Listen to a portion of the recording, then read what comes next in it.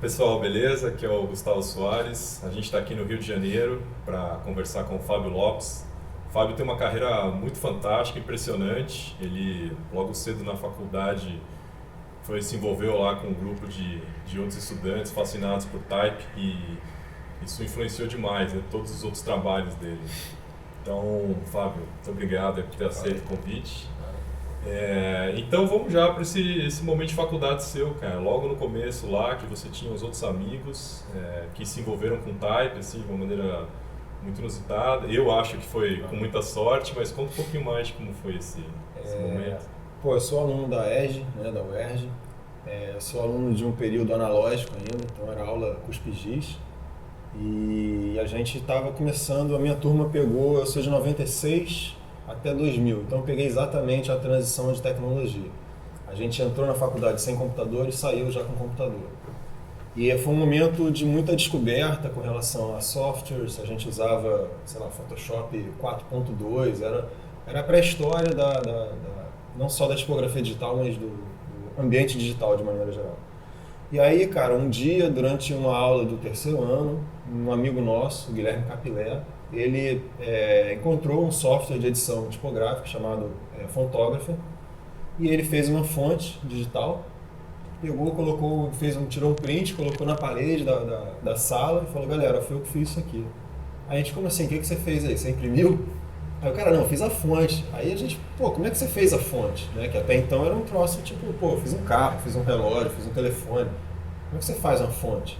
Aí o cara falou: um software que você desenha vetorialmente cada letra, edita ela e tal, edita elas e gera um arquivo que você instala no computador. A gente: deixa eu ver esse software, qual é desse? E aí, nisso, mais 5 caras levaram para casa o software. E a gente começou a experimentar e, sei lá, uma semana depois, cada um apareceu já com as suas bizarrices, assim, as suas fontes, as suas experiências e tal. E isso meio que foi estimulando a gente a meio que: mostra aí, deixa eu ver, caralho, maneiro, o que você fez aqui e tal. Como é que você usou esse recurso? Aí um meio que ia ensinando o outro a fazer, a usar o software. Esse cara que trouxe, o Guilherme, ele era mais... ele sempre foi muito habilidoso com softwares e tal, então ele meio que ia dando umas dicas, assim, a galera ia experimentando e cada um tinha suas próprias inspirações, assim. O grupo era eu, o Guilherme Capilé, foi o cara do software, o Gustavo Ferreira, o Ângelo Botino, o Eric Grigorovski e o Emílio Rangel. E todo mundo ali meio que descobriu ao mesmo tempo uma paixão. A gente era aluno do professor Rodolfo Capetto. E aí, cara, nessa época de faculdade, em que não tinha uma aula totalmente analógica, um cara que tinha realmente um conhecimento técnico sobre aquilo que ele estava falando, fazia muita diferença. E o Capetto, ele era um cara que tinha uma experiência em produção de projetos, em pesquisa histórica, ele conhecia os caras, ele tinha os livros e tal, então era uma aula muito estimulante nesse aspecto. Ele não foi exatamente o mentor desse grupo de criação de fonte, mas ele era o cara que a gente chegava ali no corredor e mostrava: o que você achou? Aí o cara dava umas dicas, ensinava, experimenta isso, ou então às vezes até falava assim: isso é uma fonte de texto, as fontes de texto têm essa característica, ou então isso é uma fonte display, onde você pode ser mais expressivo e tal. Era uma matéria muito, muito prima ali, não tinha livro sobre esse assunto, tinha pouquíssimas coisas, a gente até tinha biblioteca, mas, moleque, no meio da faculdade, você perde tempo azarando as meninas e não indo na biblioteca aprender tipografia. E de repente ele começou a botar uma pilha forte assim, pra gente pesquisar o assunto. A gente meio que foi aprendendo coletivamente. E aí, quando nos primeiros encontros de estudante, a gente começou a falar: vamos levar isso como se fosse uma Type Foundry. A gente criou um nome, chamava Fonte Carambola. A curiosidade é que a gente pensou: vamos pensar uma fruta bem brasileira. Depois foi descobrir que a carambola não é nada de brasileiro, assim, é francesa e tal. Mas é um pouco a cara do Brasil até, essas coisas assimiladas e tal. E aí a gente... E a parada era, usando a metáfora, também era uma grande salada de fruta, assim, porque cada um tinha a sua paixão com tipografia. Tinha uns caras que eram mais experimentais, o outro era mais clássico, o Ângelo Botino era mais clássico, então ele fez umas experiências com a Bodoni, tinha muita reinterpretação tipográfica, muito juntar uma fonte com a outra e ver o que ia dar e tal. Era um período muito experimental, assim, da tipografia digital, assim. Meio como se tivesse aberto a caixa de Pandora e tava todo mundo experimentando, valia qualquer parada. Inclusive as grandes founders estavam fazendo um pouco isso também. Então foi um momento meio que de exploração de linguagem, de exploração de plataforma. E a gente foi nessa, assim, tinha uma galera, na ESG tinha o Rodolfo Capeta, assim, como uma espécie de um mentor. A gente criou um grupo ali interno ali dos estudantes. Na PUC você tinha o Billy Bacon, que tinha acabado de voltar dos Estados Unidos também, tinha feito umas experiências com tipografia. E ele criou meio que um grupo também lá dentro da PUC, com os estudantes também da PUC. Na faculdade da cidade tinha uma galera, a gente sabia que tinha uma galera em São Paulo também. Então foi um momento em que a coisa começou a acontecer ali de baixo para cima, assim, os estudantes experimentando com isso. E aí depois disso, cara, foram os primeiros eventos de tipografia, a gente montou uma espécie de um portfóliozinho, chegou até umas 40 fontes. Isso foi mais ou menos em 98, final de 98. A gente passou 99 experimentando, criando novos projetos. Tem uma história curiosa, assim, a primeira fonte que eu fiz era uma fonte display. Aí o Rodolfo Capetto virou e falou isso pra mim, assim, explicou isso. E eu achei que, como se a fonte display fosse uma coisa mais fácil de fazer. Aí eu falei, não, eu quero fazer uma parada mais difícil, vou fazer uma fonte de texto. E absolutamente ingênuo, né, em acreditar que era possível fazer um projeto super complexo. E aí eu comecei a fazer uma fonte de texto que eu chamei de Scareway. Scareway é uma palavra em inglês que não quer dizer nada quando você não sabe cantar na música, Scareway dá certo. E era um pouco isso, assim, eu estava experimentando sem saber o que eu estava fazendo. E nisso eu aprendi várias lições interessantes sobre estrutura tipográfica, porque eu cometi todos os erros possíveis em uma fonte de texto ali, a falta de alinhamento ótico, o excesso de replicação de forma, né? Ele só simplesmente espelhava as letras e aí ficava muito monótono. Enfim, todos os problemas possíveis para um projeto de texto eu experimentei naquela fonte. E foi a maneira mais profunda de aprender sobre estrutura tipográfica naquele momento enquanto estudante. Eu percebi. E aí essa reflexão te dispara o interesse de pesquisar fonte para graduação? Sim, então, aí quando chega o curso de graduação, eles estabeleceram como um tema conhecimento, transmissão de conhecimento. Tinha um tema, uma espécie de um tema geral. Assim. Eu falei, pronto, é o momento em que eu vou procurar esse conteúdo que me faltou para produzir tipografia, eu vou tentar organizar isso como um livro. E eu vou usar uma das minhas fontes, uma das minhas experiências, eu tinha feito já, sei lá, umas 8, 9 fontes totalmente experimentais, mas algumas um pouco mais refinadas já nessa área de texto. Eu falei, vou pegar a que eu acho que é mais interessante e vou refazê-la completamente utilizando esses parâmetros que eu estava encontrando nessa pesquisa. Pesquisa com, eu vasculhei todos os livros da biblioteca da ESG, que é uma boa biblioteca, que tivessem relação com conteúdo de tipografia, desenvolvimento tipográfico, revistas, Emigre, os livros do Frutiger, né? O Frutiger tem uma preocupação muito didática nas publicações dele, assim, de mostrar o processo de trabalho dele e tal. Então tinha várias tabelas, muitas informações técnicas assim, do lado da engenharia tipográfica. E aí eu comecei a compilar essa pesquisa. Foi muito engraçado assim que eu, sem ter nenhuma noção assim de um processo de pesquisa acadêmico, de pós-graduação, assim, eu fiz um trabalho super acadêmico de catalogação de conteúdo, tal coisa que depois do mestrado eu não fiz. E aí eu começo a montar esse material e começo a produzir esse livro, que era como se fosse um processo de amadurecimento técnico de um fazer que eu tinha muito empírico. E eu posso falar que depois do final desse processo, eu não tinha, enfim, uma formação que depois as pessoas começaram a ter com os cursos, com os mestrados que foram buscar fora. Mas eu tinha um conhecimento diferenciado para um estudante recém-formado, um conhecimento técnico em desenho de tipos assim, muito profundo, assim, impressionante para um professor. Assim. Eu tava lembrando que a minha orientadora de projeto, ela me orientou projeto, mas ela não me orientou conteúdo tipográfico, porque possivelmente eu sabia mais sobre isso do que ela.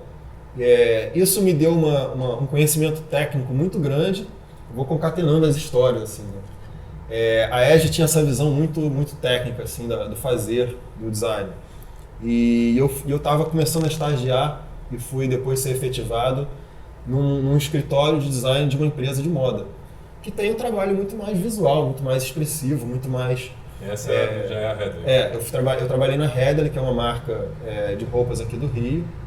Eles tinham um departamento de programação visual assim, muito interessante, um laboratório muito o dono da empresa, ele dava um valor muito grande assim, para o design. Então, a gente tinha equipamentos interessantes lá, a gente consumia fontes digitais legalizadas, licenciadas, então a gente tinha lá todo o material da Emigre, os catálogos e tal, revistas, livros, tinha verba para comprar livros e tal.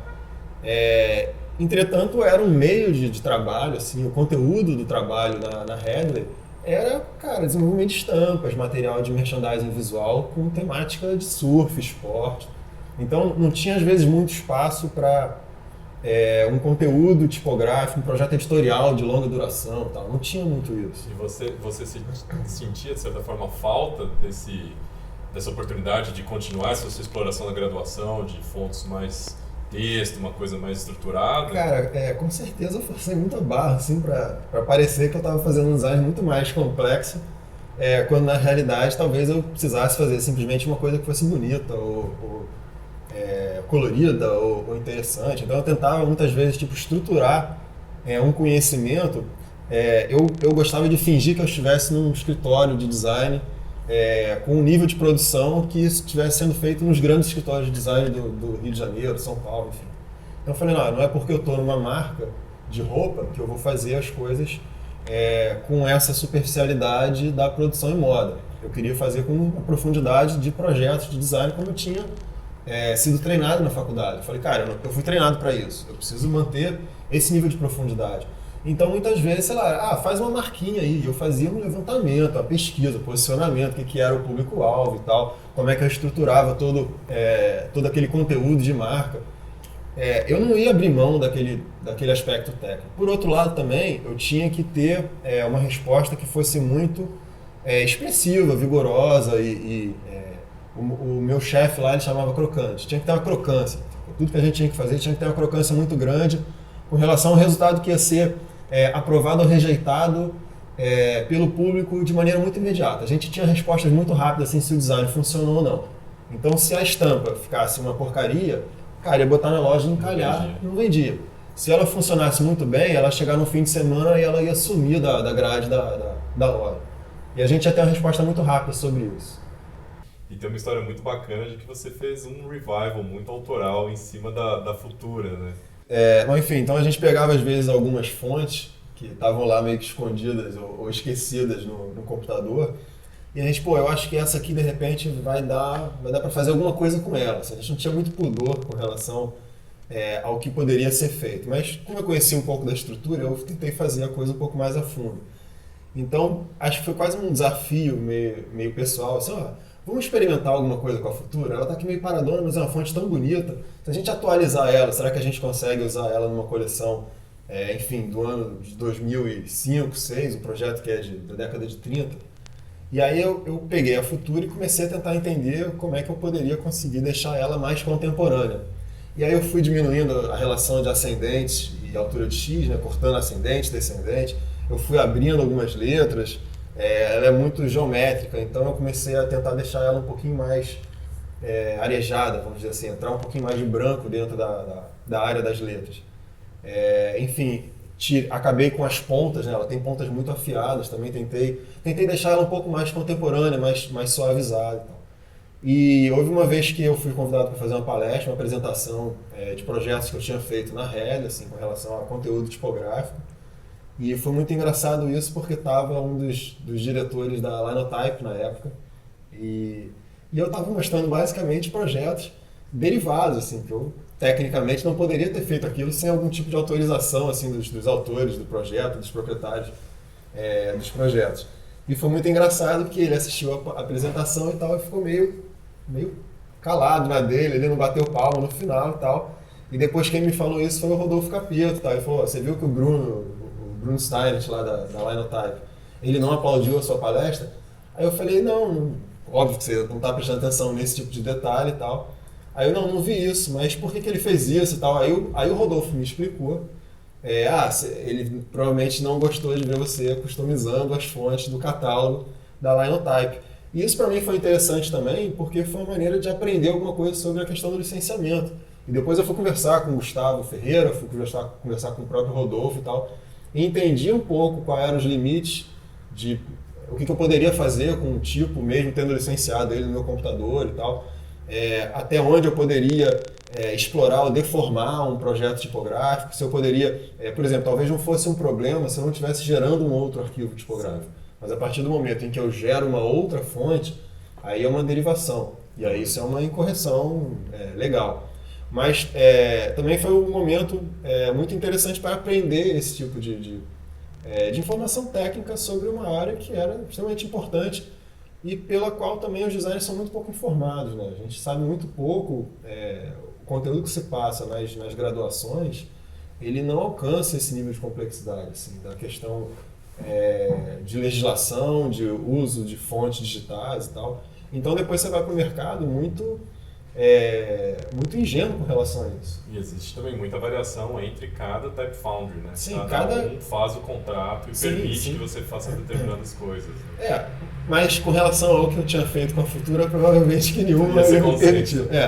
Mas foi um processo assim, muito interessante de pesquisar também o que era a Futura, quais eram as questões que estavam relacionadas ao desenvolvimento da Futura naquele momento histórico, entender então se essas eram características desse momento histórico. Então, como que eu transformaria essa questão da leitura do tempo numa estrutura tipográfica? Então, isso foi esse processo de pegar um relógio, desmontar o relógio, remontar o relógio, você aprende um pouco como é que funciona a engrenagem. E esse foi sempre o meu procedimento com fontes e com tipo de maneira geral, com tipografia.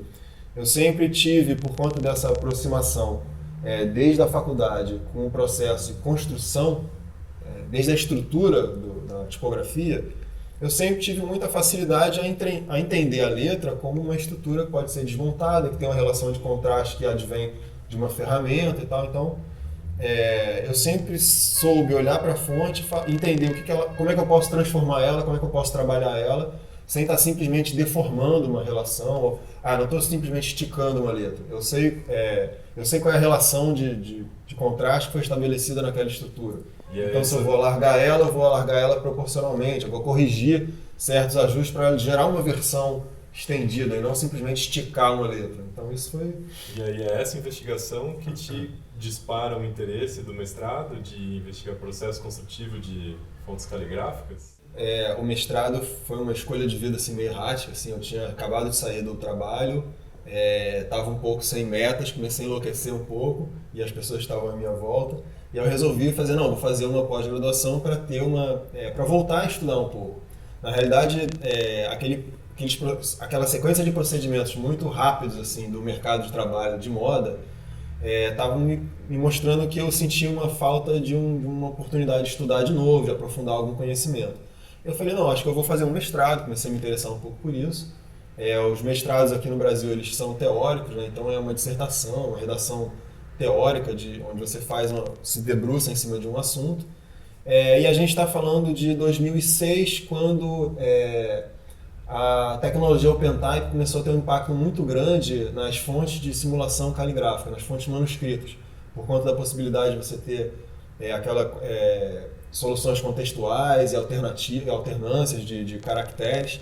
Aquilo deu um empurrão para essa área específica da tipografia digital, que estava me chamando muito a atenção. E, na realidade, eu me interesso a fazer um mestrado porque eu queria questionar um pouco quase que o aspecto moral, ético, de fontes que simulam uma coisa que elas não são na realidade. Então, eu queria pesquisar as fontes manuscritas meio que para falar um pouco sobre como a tipografia digital buscava, de alguma forma, simular, quase de uma maneira nociva ou maldosa, um ambiente que ela estava querendo aposentar, como se ela quisesse, por exemplo, acabar com a caligrafia. Não, agora a tipografia digital não precisa mais da caligrafia. E o mais interessante desse processo é, primeiro, eu abri mão da discussão filosófica, porque eu comecei a perceber que discutir filosofia exigia um conhecimento técnico de filosofia que eu não tinha. Aí, naturalmente, a minha pesquisa foi migrando de novo para o campo mais estrutural da tipografia. E eu comecei a perceber, ao longo do processo, que na realidade aquilo que eu achava que estava acontecendo, que a tipografia estivesse aposentando a caligrafia, o formato OpenType estava permitindo que projetos, que a referência caligráfica se transformasse em uma referência muito importante naquele momento. Então, a minha conclusão inicial, tipo aquela ideia que te leva até o mestrado, que eu queria comprovar, na realidade eu vi que eu estava enganado. Eu falei, não, né? a tipografia digital ela não está matando, a caligrafia morreu, ela não está matando a caligrafia, pelo contrário, ela está revitalizando a referência caligráfica e fazendo com que haja uma espécie de um cruzamento de referência. A caligrafia começou a se alimentar também da tipografia digital. Você começa a ver projetos híbridos que são um pouco de conhecimento caligráfico, mas em cima da plataforma digital. E para mim foi uma descoberta muito interessante, assim, que me jogou uma luz sobre a pesquisa para redirecionar ela para o que eu acabei chamando, que foi o título da dissertação, que foi um processo de investigação sobre o processo de construção das fontes de simulação caligráfica, que é um mapeamento do que existia com relação a características gráficas, formais, procedimentos, questões relacionadas aos arquivos, à tecnologia, e que que me colocou um pouco em contato com a academia, né, com o processo de pensar a aula, de pensar o conteúdo, todo mundo que a comunidade de tipografia participava sempre de listas de discussão e tal, e todo mundo tem opinião sobre tudo, né? E foi um momento em que eu comecei a entender que para você dar uma opinião técnica sobre determinado assunto, você validar essa opinião técnica, você vai lá pesquisar exatamente sobre o que você está falando. Não era muito que eu achava que era isso, ou que eu imaginava que fosse isso, ou porque eu li num livro. Não, você leu em 15 livros, você chegou a uma conclusão, e aí você vai lá pontuar, colocar seus pontos de vista. Então isso foi muito interessante também para aprofundar o meu texto, a minha análise crítica sobre tipografia de maneira geral. Eu acho que talvez eu tenha virado um cara muito mais chato nas listas de discussão, seguramente, não acho, não tenho certeza. Mas em compensação também, as minhas colocações, as minhas afirmações, hoje em dia são muito mais técnicas porque são muito mais embasadas. Também perdi o medo de falar que não sei isso. Isso aí é um troço difícil, vou pesquisar para saber, enfim, se eu estou falando uma besteira, se eu estou fazendo uma afirmação correta. Você uma vez comentou comigo que o teu mestrado teve um final, um meio final muito intenso, e que isso, na verdade, abriu portas para o que você veio fazer depois do mestrado. Você falou, cara, isso está demais, eu preciso fazer algo que eu... Como eu tinha tido desde a faculdade, já com as fontes carambola, os projetos, depois na ED, assim, uma produção muito grande, quando você entra num processo que é uma pesquisa teórica, eu sentia muita falta de fazer projeto. E isso me trouxe uma resposta também de, não, eu gosto muito de fazer projeto, eu não quero abrir mão disso para dar aula ou para virar pesquisador e tal. E a curiosidade é que eu estava... É um processo tão árduo, assim, tão duro, que no meio do processo comecei a ter problemas com o meu orientador. Eu falei, cara, a gente estava querendo se pegar de porrada.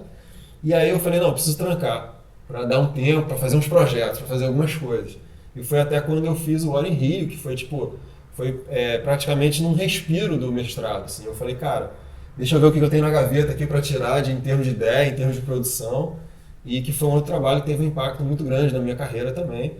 E aí depois eu volto para o mestrado, concluo o mestrado, mas com uma certeza de que eu não queria ser pesquisador, não queria entrar em sala de aula e passar o resto da vida simplesmente produzindo conhecimento, pesquisa. Você fez o War in Rio, ou War in Rio, tanto faz, é o Rio de Janeiro, né? Então é o War in Rio. War in Rio. Rio de Janeiro. Você faz o War in Rio e você publica ele e depois volta para o mestrado, ou você publicou ele depois que você terminou o mestrado? Não, eu tive um período de trancamento.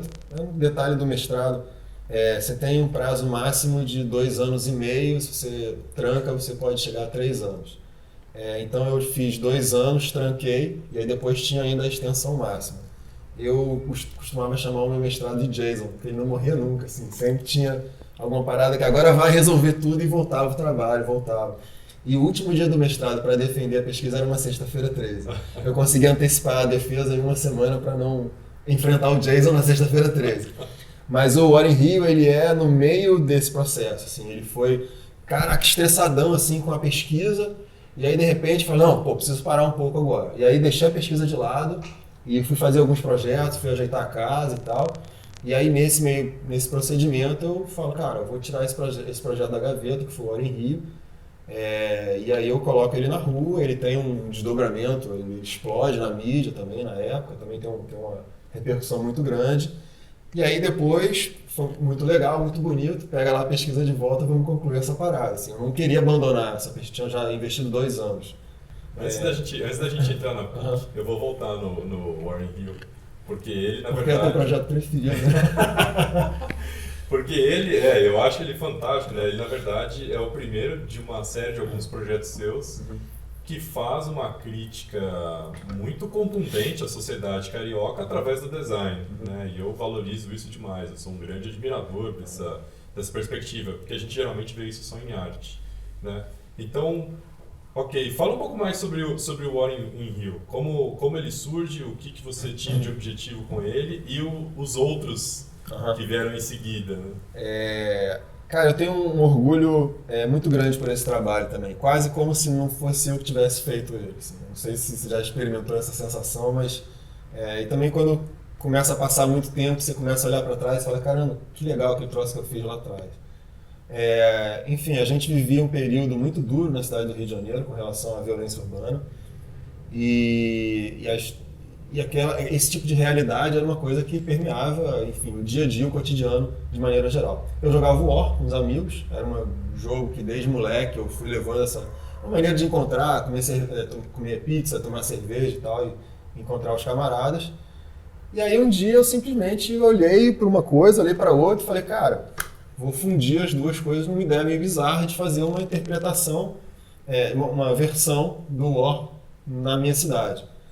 Inicialmente eu pensei para fazer uma versão para eu jogar, mas conforme eu ia elaborando o conteúdo do jogo e conforme eu ia pensando, exatamente refletindo sobre o que eu estava fazendo, eu comecei a perceber que eu estava criando uma espécie de um monstro, né? Que era uma materialização de um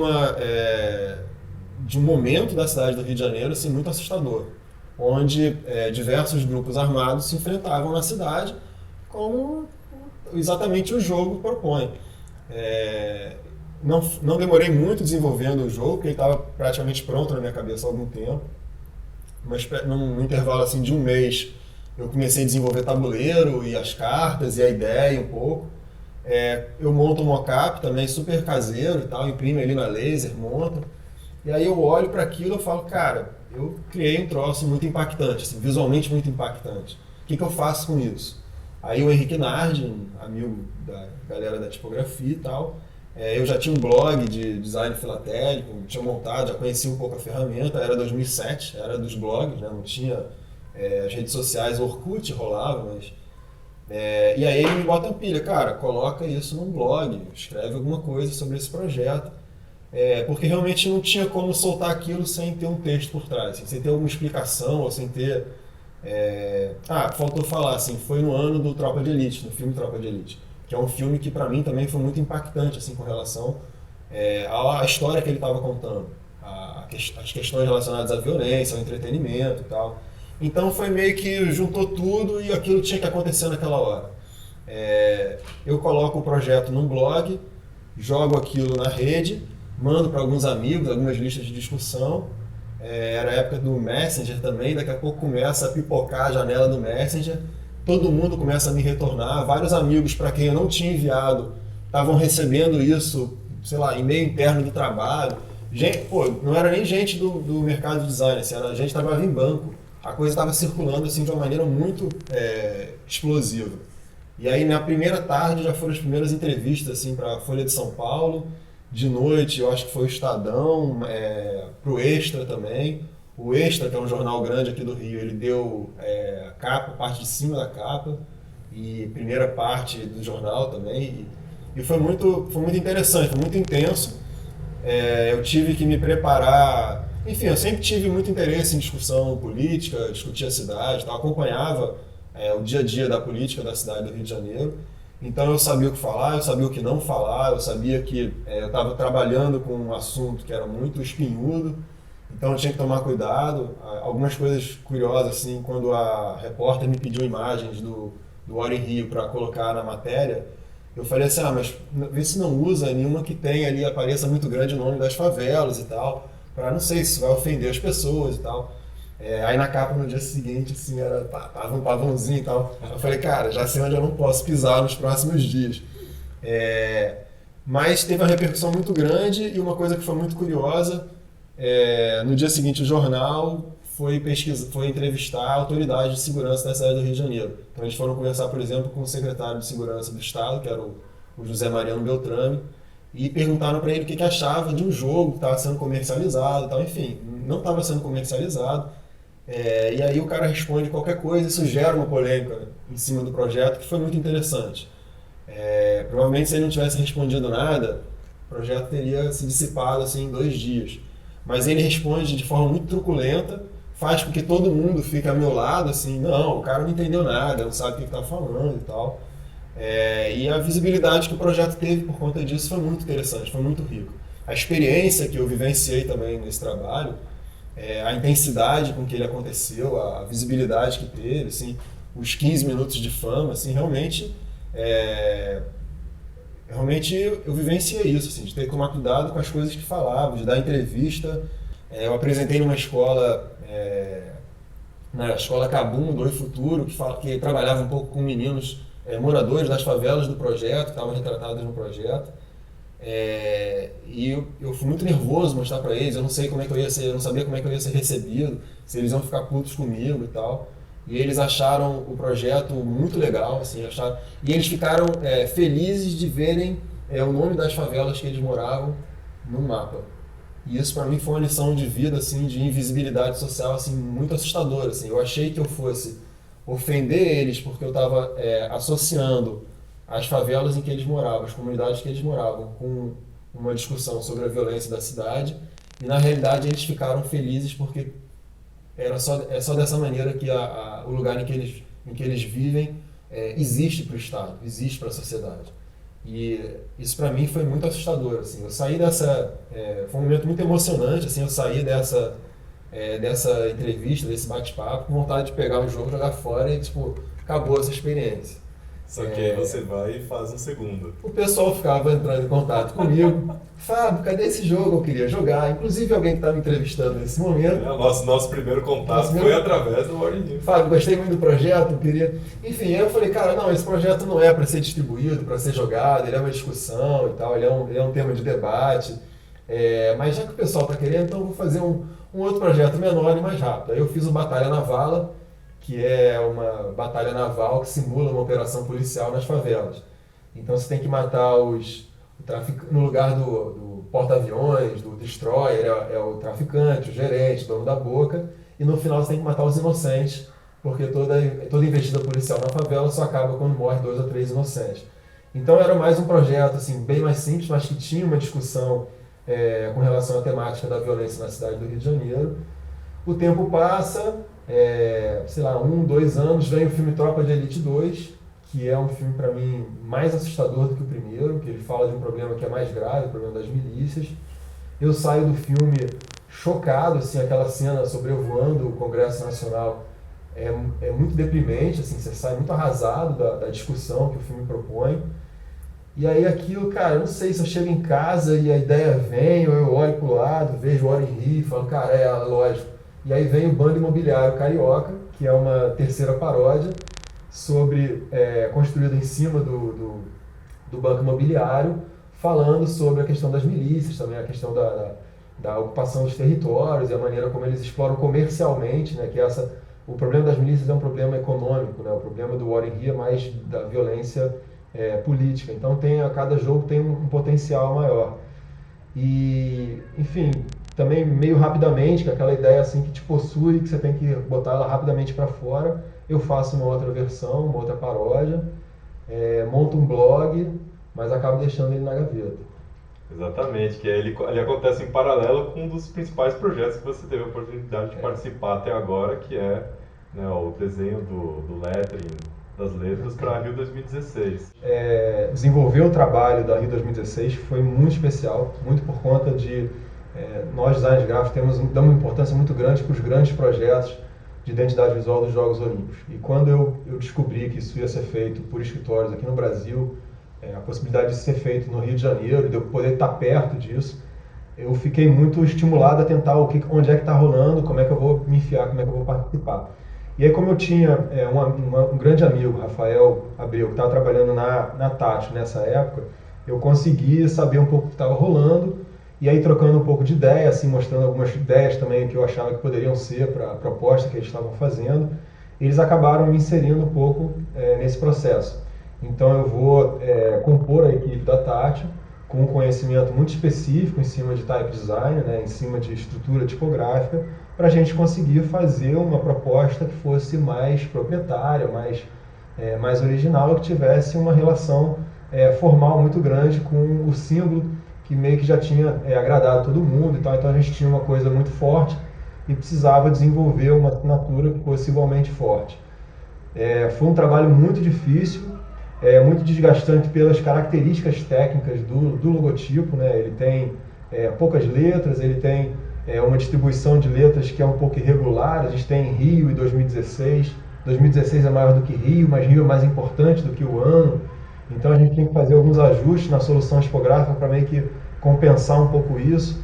Ele tem uma forma muito espelhada, uma forma gráfica muito espelhada, e quando a gente explorava isso demais, isso acabava que atrapalhava um pouco a leitura do logotipo. Então realmente a gente teve que se debruçar sobre esse processo de forma muito técnica para conseguir desenvolver uma resposta 100% adaptada a um símbolo que já estava pronto. Então isso foi muito difícil por conta também da importância, da responsabilidade do projeto. Em alguns momentos, como eu era uma espécie de um consultor independente, eu não estava vinculado ao escritório, eu fui muito, quase intransigente, eu fui muito duro assim, com relação a negociar a qualidade daquele trabalho. Eu jamais ia deixar passar alguma coisa que não tivesse com a qualidade máxima que aquele projeto, pela importância, pela dimensão, exigisse. Em alguns momentos isso foram quedas de braço assim, muito duras assim, com relação à equipe, ou então às vezes em algumas circunstâncias com o cliente e tal. Mas eu acho que o resultado final é muito interessante, ele é muito adequado para o projeto, eu acho que ele acabou agradando muito as pessoas de maneira geral. E, enfim, o processo também, bom, enfim, estava falando sobre a dificuldade e a responsabilidade, mas era um projeto sobre um nível de sigilo muito elevado. Então, se alguma coisa vazasse desse trabalho, a multa que recaía sobre a Tátil, quem estava envolvido, era altíssima. Então, era trabalhar sobre um nível de isolamento completo, numa sala em que nem nem o resto da equipe da Tátil estava sabendo o que estava acontecendo. Essa sala tinha acabado de ser montada, então era um ambiente completamente inóspito, uma sala toda branca, com computador e dois malucos ali trabalhando que nem loucos, sem internet, sem poder mostrar para ninguém. E tendo que fazer simplesmente um dos projetos mais importantes da vida, assim, naquela hora, de um troço que ia ser visto por milhões de pessoas, que ia ser julgado por toda a comunidade, por todos os seus amigos, por todos os seus familiares, todo mundo ia ver, ia ter uma opinião, ia gostar, ia desgostar, ia achar alguma coisa. E aquilo estava ali nas costas, você tendo que tentar resolver um troço que já era difícil do ponto de vista técnico e do ponto de vista emocional ainda mais complicado ainda. E depois você conseguiu lançar o Bando Imobiliário. Um tempo depois, quando as coisas se dissociaram um pouco, teve um episódio curioso que o prefeito da cidade do Rio de Janeiro, ele criou uma versão do Banco Imobiliário que trazia um pouco as obras que ele tinha criado e uma coisa que ele estava distribuindo dentro das escolas. Foi uma história super complicada. E aí eu falei, agora é a hora de soltar esse projeto de novo. Obviamente que ele não teve a mesma visibilidade que ele teria tido no momento que eu desenvolvi, que era em cima da produção do filme Tropa de Elite 2, mas eu fiquei feliz assim, de poder mostrar para as pessoas e tal, e eu gosto dele ainda mais do que o War in Rio, assim, que eu acho que ele é um trabalho mais amadurecido e que tem uma discussão mais profunda também, além de ser um projeto que acho que tecnicamente também é um pouco mais complexo. E aí meio que eu fecho esse pacote. É legal também porque ele fortalece um pouco o discurso que começa no War in Rio, termina no Bando Imobiliário, que tem ali algumas experiências no intermediárias menores.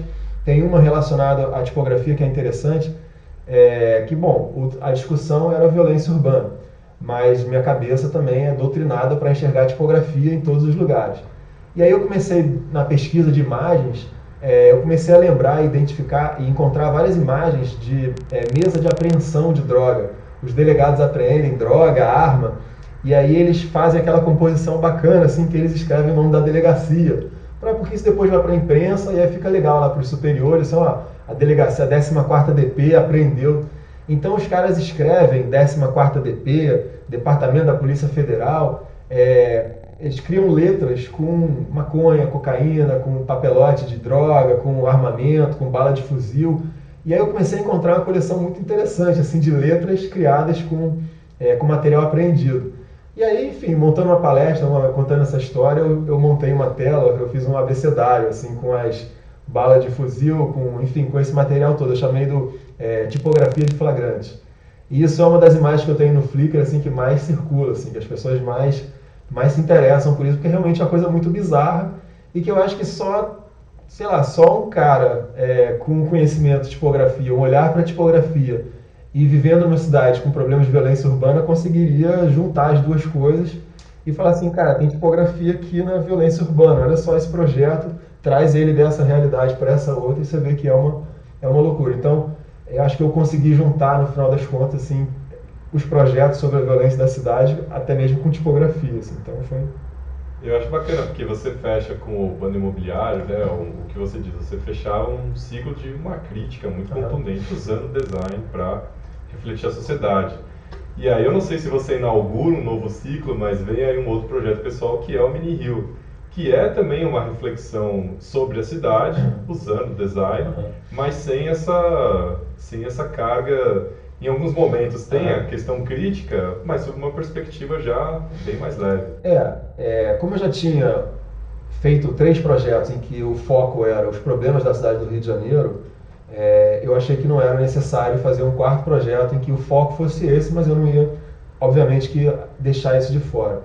O Mini Rio, ele meio que foi um projeto meio planejado para esses grandes eventos na cidade do Rio de Janeiro.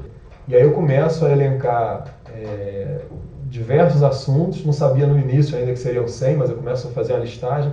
Aí quando chega em 30, eu falei, cara, agora vamos no 100, sacou? Vamos fazer 100 historinhas sobre a cidade do Rio de Janeiro.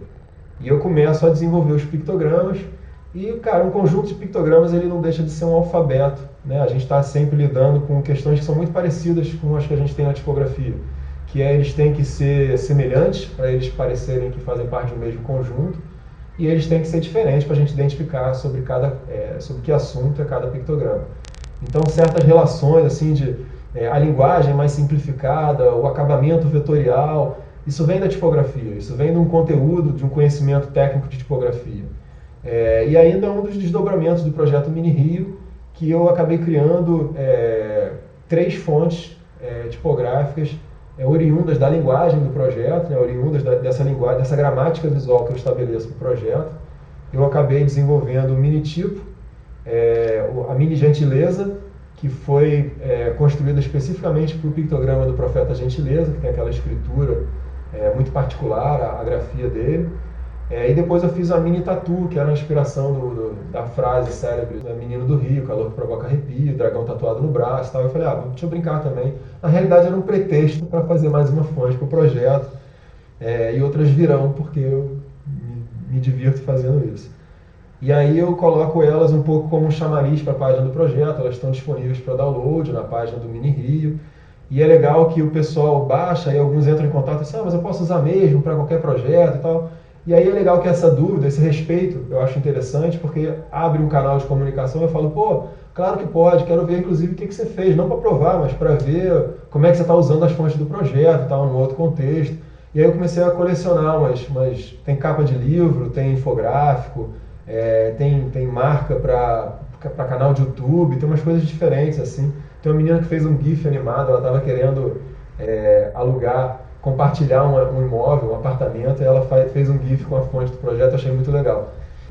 E a Mini Rio foi premiada recentemente na última edição da Tipos Latinos, que é uma coisa interessante para contar, porque você tem um vínculo, né, pessoal e profissional com a Tipos Latinos muito grande. Eu saí da Tipos Latinos para poder inscrever o Mini Rio na Tipos Latinos. E aí, em parte foi isso, mas em parte também porque eu acho que tinha um ciclo.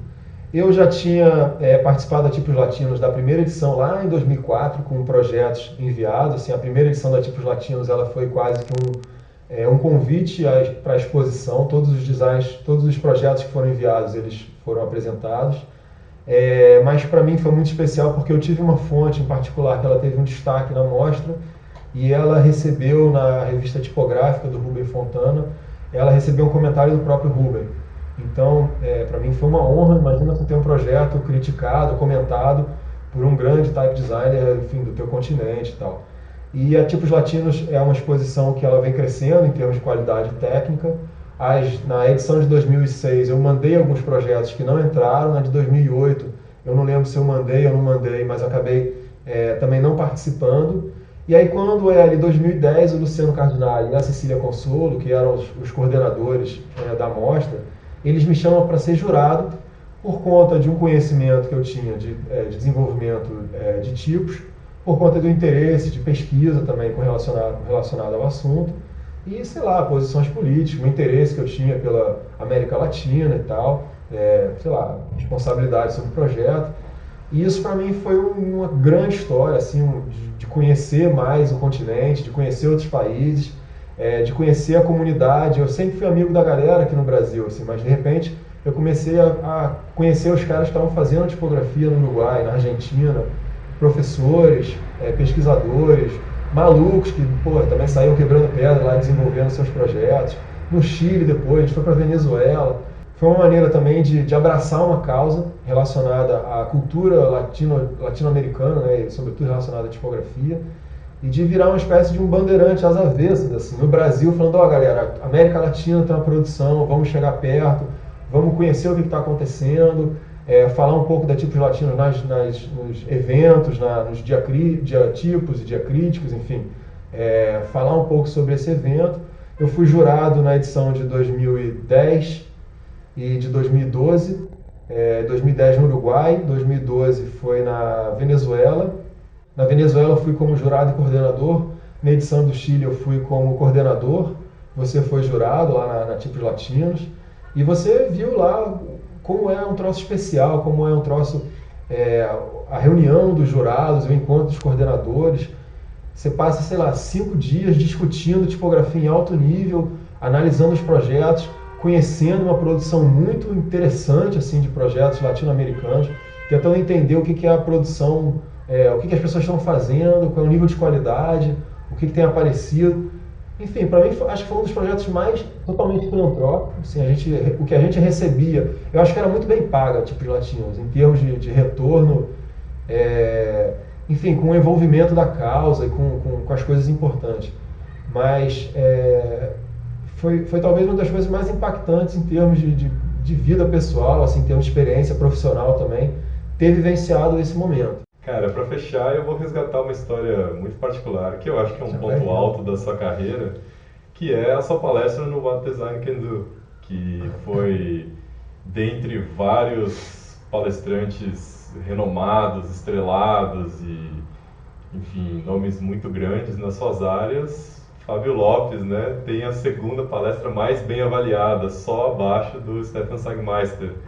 E eu lembro de estar lá, de assistir a sua palestra, né, e depois você me mandar um zap falando, caramba, o Sagmeister veio aqui me falar que, ele ficou impressionado de ver esse corpo de trabalho, achou super autêntico. Como é que você recebeu aquilo? Como é que foi esse momento? Tá, então só contando, você acha que foi a palestra mais nervosa que eu já fiz na minha vida, assim, porque, bom, primeiro era uma galera toda falando inglês e tal, e eu não sou muito fluente, então eu fiquei um pouco eu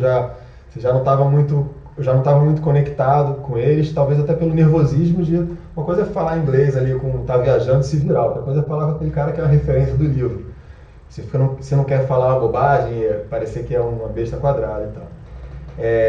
E segundo, eu ia abrir o bloco de Sagmaster, num evento que tinha Alex Atala, o Rosenbaum, Rick Poynor, e tinha uns caras muito bons falando naquela apresentação. Eu literalmente era um desconhecido daquele conjunto. Até tinha uns caras que vinham de fora, assim, que talvez as pessoas não conhecessem, mas que eram referências internacionais, e tinha o Fábio. Então, se por um lado assim, existia uma cobrança muito grande assim, de tentar o que o cara está fazendo ali naquele conjunto, por outro lado também eu entrava meio como franco atirador. Assim, as pessoas não me conhecem, se eu fizer uma parada legal aqui, eu vou sair como uma surpresa positiva do evento. E aí, bom, o tempo era um pouco apertado e eu acabei fazendo uma compilação das histórias sobre o Rio de Janeiro, mostrando um pouco dos 2 projetos que acho que são os mais fortes, assim, que é o pacote de projetos sobre a violência urbana, o Hora em Rio, o Bando Imobiliário, e eu fazia essa passagem para o Mini Rio, E eu acho que foi muito fluido, assim, tinha uma mensagem de paixão pela cidade do Rio de Janeiro e de um uso do design como uma ferramenta crítica também, que eu acho que deu muito certo, assim. Eu acho que aquele foi um modelo de... Eu estou tentando reduzir as minhas palestras para elas conseguirem ficar tão compactas e tão coesas com relação ao discurso e à história. E realmente foi muito legal porque haviam poucos palestrantes brasileiros no evento. Eu acho que acabou recaindo sobre mim a responsabilidade assim, de dar de mostrar alguma coisa sobre o projeto feito no Brasil. Os gringos estavam aqui também, queriam ver isso. Eles, quando esses caras viajam, eles não querem ver só o que eles estão produzindo, eles querem ver o que tem de especial que é feito na Índia, no Brasil, no Chile. E aí eu mostro um projeto que é muito autêntico, muito, enfim, eu tenho uma discussão que é muito local, muito regional. Os caras ficaram muito amarradões, assim, vieram todos falar no final, assim, pô, gostei muito e tal. É impressionante quando você é um trocinho ali no canto e de repente o cara, pô, aquele trocinho falou um troço legal pra caramba e tal. E o Sagmaster, ele veio muito feliz falando assim, pô, que até ontem eu não tinha visto nada sobre o design brasileiro e eu pensei que será que eu vou sair daqui sem ver nada do que é feito? E aí veio você e trouxe isso. Aí, tipo, sendo elogioso pra caramba e tal, um cara enorme, assim, um cara de 2 metros de altura e tal. E aí eu fiquei muito amarradão, assim. Claro que todos os elogios são muito gostosos de receber e tal, sobretudo as pessoas que estão no dia a dia com você, mas quando vem um cara que é uma referência do design gráfico e tal e faz, e não só ele, o Pablo Cosgai é um cara que também já fez uns comentários emocionantes assim, sobre o projeto, então para mim foi muito especial esse momento, assim, foi realmente, sei lá, ter conseguido entender que eu fiz um projeto com a qualidade do mesmo nível daqueles caras que estavam ali em cima do palco falando. E cara, eu acho que o que a galera gostou muito também, porque eu não sou um cara que tem um escritório de design gigantesco, uma super estrutura, que usa equipamentos de outro naipe, Meu irmão, eu sou um cara que nem os outros que estão ali, sacou? Só que eu peguei 2 anos da minha vida e me dediquei com coração para fazer um projeto especial. E aí eu acho que todo mundo ficou ali meio, porra, dá pra fazer, mas foi uma sensação assim meio de, o cara é dos nossos, sabe? Então, tipo, ele não é de outro planeta, ele é do nosso planeta, e o nosso planeta ele mandou bem ali no palco também, então acho que a recepção depois, assim, foi... Então tava muito nervoso, assim, tipo, passando mal, assim, respirando tudo errado, e depois, cara, assim, um relaxamento, assim, de, talvez um dos momentos mais relaxados, assim, da vida profissional depois dessa palestra, assim. Então foi muito emocionante mesmo esse momento. Bacana, Fábio. Cara, muito obrigado pelo papo, pelas histórias. Certeza que a galera vai... Eu que agradeço aí, desculpa o tempo tomado, que eu falo pra caramba, mas a gente quer fazer de novo, porque eu não tinha nada a ter falado isso. Fala de novo. Que Nada, cara. Eu fico quieto, o que você fala? Fico quieto? Não, só agradece. Tá obrigado. Não, eu falo só obrigado, nem isso, eu fico na minha. Não, tá tranquilo, vai... Não vai nada, tu vai me zoar depois. Obrigado, galera. Isso aí também foi uma oportunidade de falar pra vocês. Gustavo. Valeu, Fábio.